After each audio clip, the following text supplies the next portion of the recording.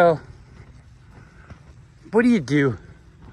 What do you do when somebody's saying mostly what you think is true, and then they come out and say, yeah, the Bible told me so, and the history book of the Bible, you know, it told me all this history. Jesus Christ, he's coming back, you know, all these little fucking stories, they're all real. Which is kind of misleading, even the way I'm saying it. Because you might think that I'm saying that they're all not real. And they all are not real. But they all are about a real thing. So how do you understand it? Do you think that the people in the stories are doing the things that they say in the stories? People walking around cities and the walls falling down and all this stuff, bushes burning and talking snakes, and I think the bush talks too, doesn't it? I don't know. All this stuff. People being born without a father, without the mother and father having intercourse. They say, like, oh, she got pregnant, she was a virgin. But I don't know, was she? She was... all this stuff, I mean, it's a story. It's an allegory. An allegory story. And it's all to make you have a understanding of a principle, of a way of being. It's also a code. You have to break the code. Think of it as like a spoken hieroglyphic, where you can just describe the hieroglyphic in other languages and things. And so it's a spoken hieroglyphic, and you have to decode what it says. It doesn't mean, you know, blah blah. It means something like that, or what that story, the meaning of that story. There was I think everybody has had the opportunity to have all of the same experiences or similar experiences as I've had. There's one where Captain Jean-Luc Picard is on the planet with a fucking other alien, and they can't talk to each other, and they learn the language, and it's all about like little phrases out of a story, and it takes the meaning of the part of the story that the phrase is about, and it makes it into a language. And Captain Jean-Luc Picard has to figure it out, and he does. And he goes down by the river, and then that's supposed to mean something, and it knocks twice on the sky. It comes with the teeth of the beast. I don't know. Does anybody put anything together? Does anybody think... I mean, I hear it on other channels, people talking about, it's a code, it's this and it's that, it's an allegory. Are people paying attention to their world? Who hasn't seen a spy movie?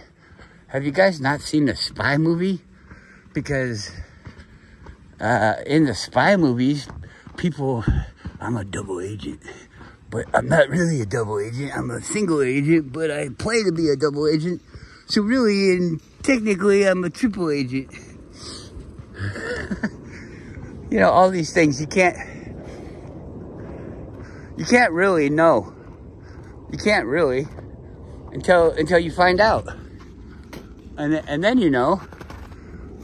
But I don't see how you can know in the beginning and even afterwards. Even, let's say I told you why I did this. Do you think you know why I did it? Do you believe me 100% like that? Not even for the fact to deceive you in a way to get the thing that I want. But more so, I think this is more powerful. over myself at least, I will try to deceive you so that I am appealing to you. You know, I just want to win your favor. I know that sounds, I'm just being honest. I know that sounds deceptive, but who isn't deceptive? If you think that you aren't deceptive, then leave me a comment. I think we can talk about this, and maybe you'll have a better understanding. Maybe I could get a better understanding of what's going on, you know? Am I too deceptive? I don't think so. And when people do deception, is it for harm or is it for their own good? And you have to, like, worry about, like, if I get the thing that I want, am I making somebody else suffer? So, I don't know. I hope people understand that about me. I'm going to make mistakes. You're going to make mistakes.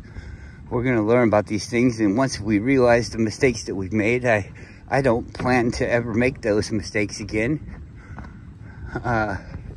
So, I'm not a bad person. I could do bad things in my life, but I can make amends for them, and I can do other things like that. And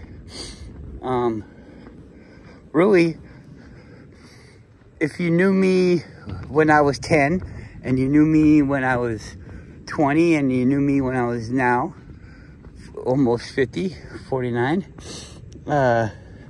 you'd be thinking it was all different people, probably. Similar, but different.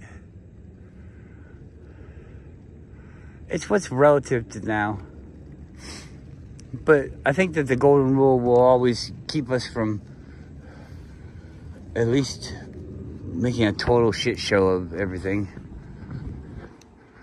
It's really hard to do, and I don't know, because of our egos and our what am I, you know, who am I type of thing. When it's cold like this, it's 20 degrees. So now we can walk way out here. This is usually way muddy. Like, you can't walk out here. So let's go out here and see if there's some stuff that's really special. Really special. Because nobody else gets to see it. Because you can't walk out here.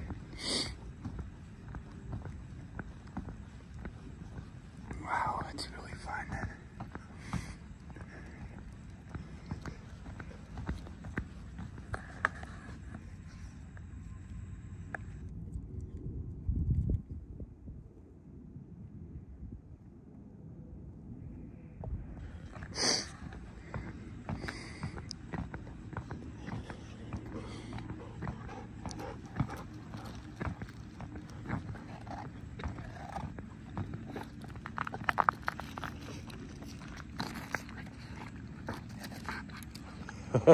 Itchy back?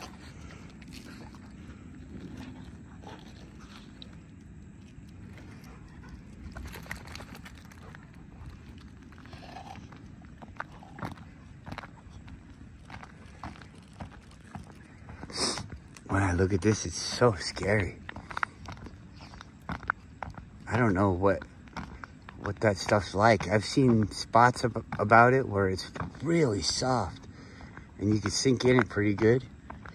I've been in cars where you get into a certain spot in the mud and it just goes like that, and there's not really a warning. It's just, hey, you're there. Now you're dead. Dead in the water, at least.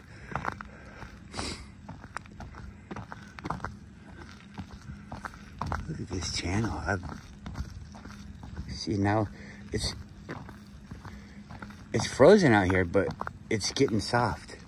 You see, because we're getting to this area where it's just always saturated.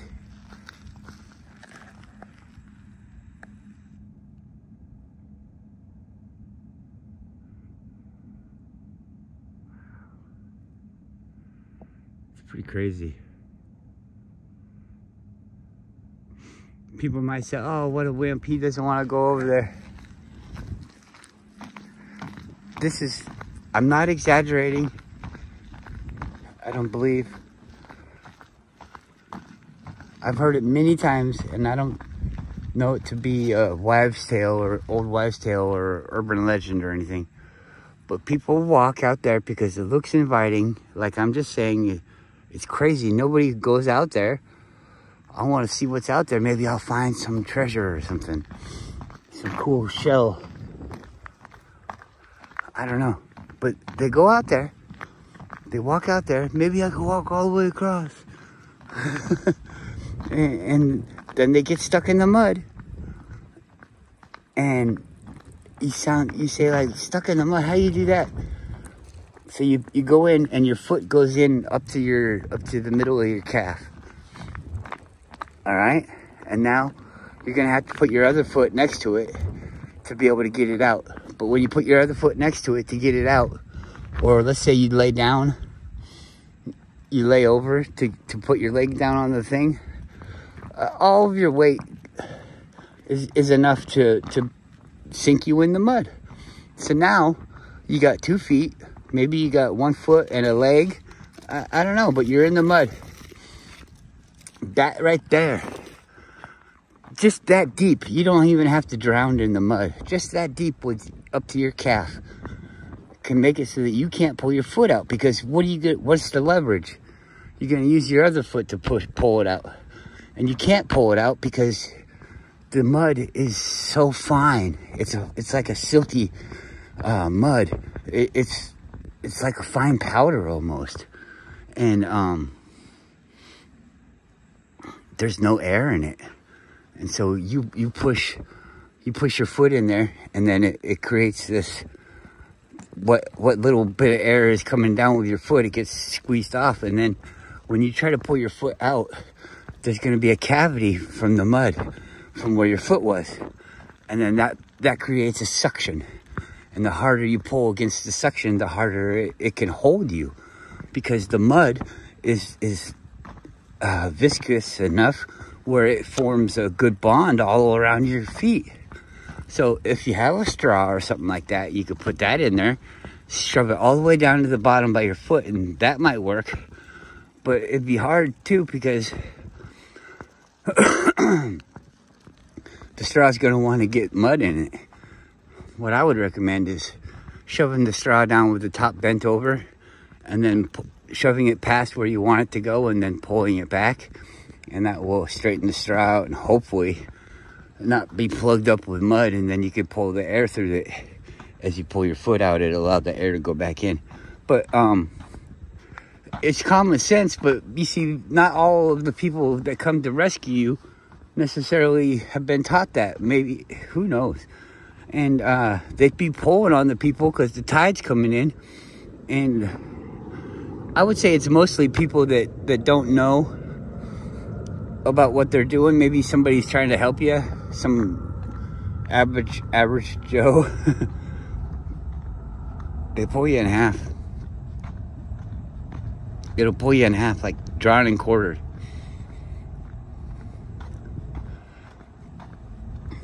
And then the tide comes in and the people die.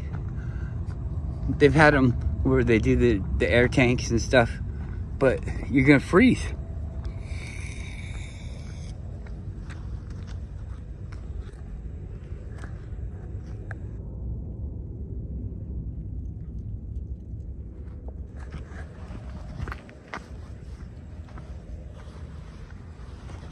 Yeah, so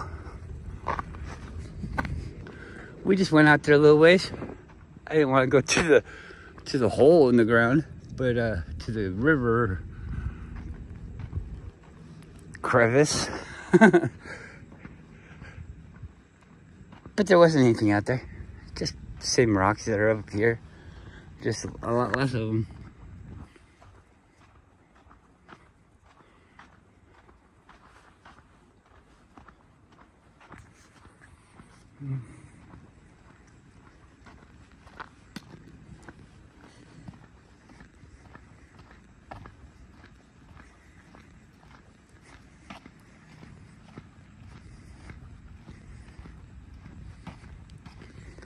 Vacation's almost over. Dogs have been getting lots of walks. I enjoy it. So I'm having a good vacation, but like most people probably wouldn't think this is a vacation. But oh well.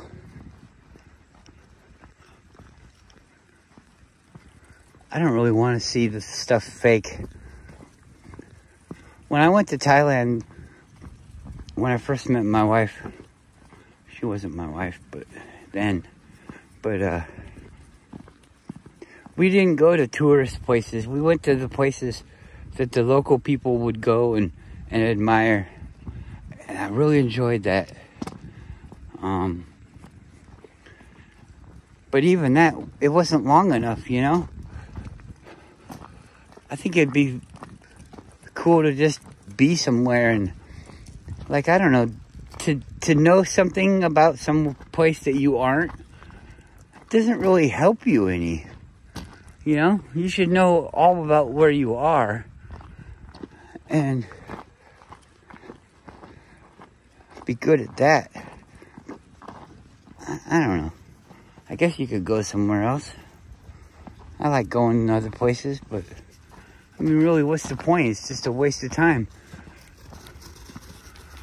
Unless you want to say, well, I could make it here, and then you make it there, and then now you're there. But it's not as good. You're just making it there to say that you can make it there. Is it where you want to be? Is where I am where I want to be.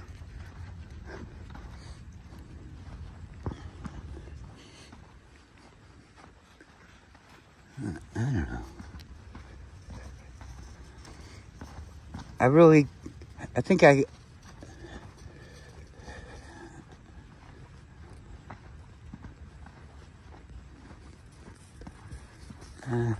just want to stop. Have a good day.